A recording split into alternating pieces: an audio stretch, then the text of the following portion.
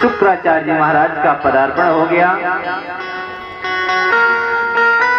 राजा बलि ने शुक्राचार्य जी के चरणों को पकड़ लिया। धन्य गुरुदेव, आज मैं धन्य हो गया।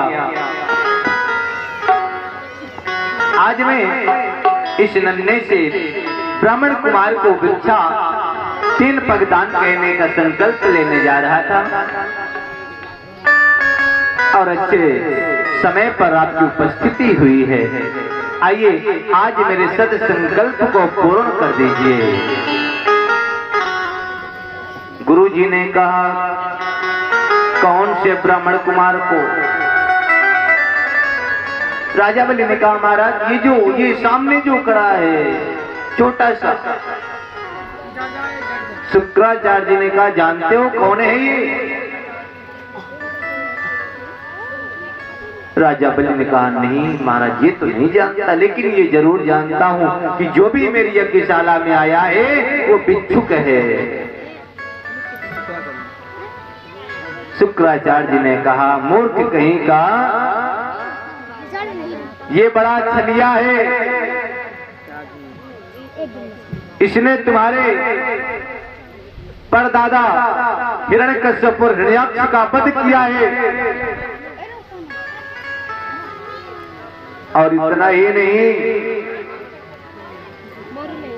तुम्हारे परिवार के साथ घात पहुंचाया है, छल करता चला रहा है और आज तुम्हारे साथ भी छल करने के लिए आज तुम्हारे द्वार पर खड़ा है। तुम्हें भी छलेगा और चला जाएगा। देवता लोग इसको भगवान कहते हैं। और अब जैसे राजा बलि ने भगवान सुना तो गुरु के चरण पकड़ लिए। धन्य गुरु, आज मैं कृतार्थ हो गया, धन्य हो गया। आज मुझे भगवान के दर्शन हो गए। अगर राज मेरे सामने मेरे गुरु नहीं आते तो मैं आज भगवान को नहीं समझ सकता था। इसलिए बलिहारी गुरु आप की जो गोविंद दियो बता। धन्य है, आज आपने हमें गोविंद का दर्शन करा दिया। आज मेरे सामने गुरु भी खड़े हैं, गोविंद भी खड़े हैं। आज मुझे ये समझ में नहीं आ रहा कि मैं प्रणाम करूं तो किसको करूं। गुरु गोविंद दो खड़े काकेला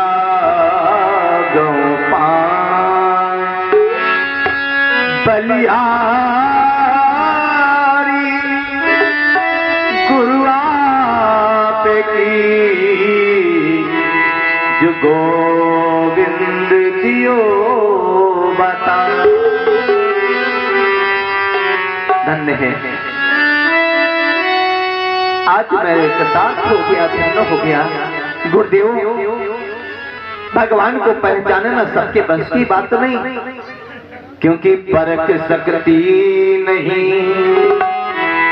रत्नों को हर इंसान की आंखें। अगर किसी व्यक्ति के सामने हीरा पड़ा हो तो क्या उसको पहचानना साधारण है? नहीं पहचान सकता। उसकी पहचान केवल जवाहरात ही कर सकता है। परख सकती नहीं रत्नों को हर इंसान की आंखें। दिखाई राम क्या देंगे नहीं जब ज्ञान की आंखें। जब हमारे अंदर वो ज्ञान ही नहीं होगा, और जब ज्ञान कहाँ से, जब गुरु ही नहीं होंगे तब ज्ञान नहीं होगा, और ज्ञान नहीं होगा तो गोविंद का दर्शन होने वाला नहीं। धन्य है, आज मैं कृतार्थ हो गया। आज मुझे गुरु जी के द्वारा भगवान के दर्शन लाभ प्राप्त हो गए। राजा बलि ने कहा, गुरुदेव आज संकल्प करिए। आप संकल्प को पढ़ेंगे तो आज मेरा सब संकल्प पूर्ण हो जाएगा। आज शुक्राचार्य जी ने दान देने के लिए मना कर दिया। राजन, इसको दान मत करो, ये तुम्हें भी चलेगा, चला जाएगा और नोट किया जाएगा। अगर कोई गुरु, कोई साधु संत दान दक्षिणा देने से मना करे तो ऐसे गुरु और ऐसे साधु संतों का त्याग कर देना चाहिए। गोस्वामी तुलसीदास जी महाराज ने बड़ा व्यंग, इसीलिए कल भी बतलाया था, गुरु कैसे हो, बहुत जान करके समझ करके गुरु करें। हराई शिष्य धन सो के न हराई। ऐसे गुरु करो जो शिष्य के धन का नहीं बल्कि शोकों का हरण करे। और अगर वो धन का हरण करता है, दुखों का हरण नहीं करता, तो वह गुरु घोर नरक महापराई। ऐसा गुरु घोर नरक का गामी होता है। गुरु का धर्म है अपने शिष्य को गोविंद का दर्शन कराए। गुरु का धर्म है साधु संतों की सेवा में लगाए। गुरु का धर्म ये नहीं कि रात दिन लूट पाट में लगा रहे, धन हरण करने में लगा रहे। आइए एक दृष्टांत के माध्यम से कहते हैं, गुरु जी थे बहुत ही सुंदर, और आज गुरु जी ने विचार किया, बहुत दिनों से अपने शिष्यों के यहाँ घूमने नहीं गया हूँ, तो ना हो तो आज भ्रमण करके आऊं, कुछ धन भी हो जाएगा। बड़े लालची गुरु जी ने सुंदर भेष बनाया, नए नए वस्त्र धारण किए और सुंदर महंगी सी महंगी जूतियां भी खरीदी, पहने। साधारण नहीं, कुशवाहा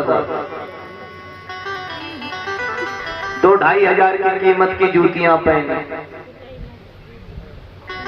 अब चेला से मिलने के लिए चल पड़े। पहुंचे चेला के पास, चेला ने देखा, अरे गुरु जी आ गए। गुरु जी ने दौड़ करके, चेला ने दौड़ करके गुरु जी के चरणों में प्रणाम किया। धन धन गुरु जी, आज मैं धन्य हो गया, आपके दर्शन हो गए। आइए बैठिए। गुरु जी ने जूतियों को बाहर उतार दिया। चेला गुरु जी को अंदर लिवा करके बड़े सोफे पर बैठा दिया। सोफे का आनंद ले रहे गुरु जी। चेला ने सोचा, बड़े दिनों के बाद गुरु जी का पदार्पण हुआ है, तो कुछ नाश्ता पानी की व्यवस्था किया जाए। और मेरे पास तो धन है, लेकिन मैं खर्च कंजूस था, वो भी जैसे गुरु वैसे चेला। आज चेला ने गुरु जी के जूतियों को उठाया और बाजार में बेच आया। 2000 की जूती 500 रुपए। अच्छा, कोई नई वस्तु होगी तो कौन नहीं खरीद लेगा। 500 में जूतियां बेच आया और बढ़िया फल, मिठाई, राजभोग, रबड़ी, रसमलाई, ढेर सारी सामग्री लेकर के गुरु जी के सामने रख दिया। गुरु जी ने विचार किया, अभी तक आता रहा हूं लेकिन इतना स्वागत सेवा नहीं किया, लेकिन आज लगता है चेला कहीं से धन पा गया। गुरु जी ने कहा, अरे बेटा क्यों परेशान हुए हो, इसकी कोई आवश्यकता नहीं। चेला ने कहा महाराज पाइए सब आपके चरणों की कृपा। अब चरणों की तो कृपा होगी ही, जब नंगे पैर जाएंगे तब समझ में आएगा। आज गुरुजी ने बड़े सुंदर भाव से रबड़ी रसमलाई राजभोग स्वाहा स्वाहा स्वाहा।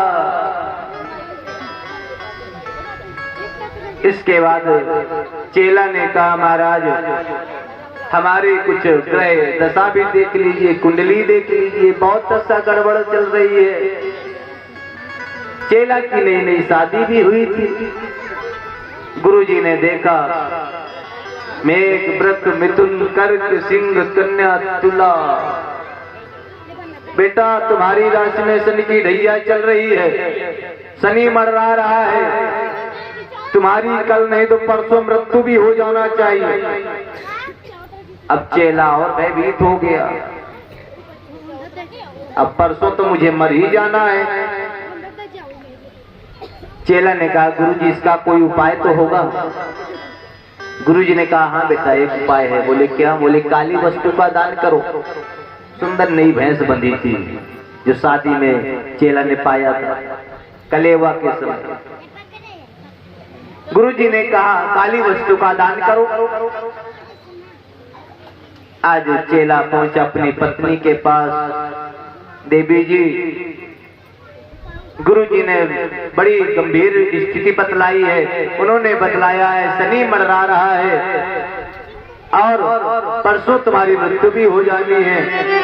तो उन्होंने उपाय बतलाया है कि अगर किसी काली वस्तु का दान करेंगे तो हमारी ये शनिचर उतर जाएगा। पत्नी ने कहा तो परेशान मत हो, मैं अभी काली वस्तु की व्यवस्था करती हूँ। पत्नी बड़ी चालाक। पत्नी गांव के बाहर भी विद्यालय बना था, प्राइमरी विद्यालय। मिड डे मील मेनू चलता है ना यहाँ भाई, तो मिड डे मील मेनू में भोजन बनता है और वहां पर कोयले का ढेर लगा हुआ था।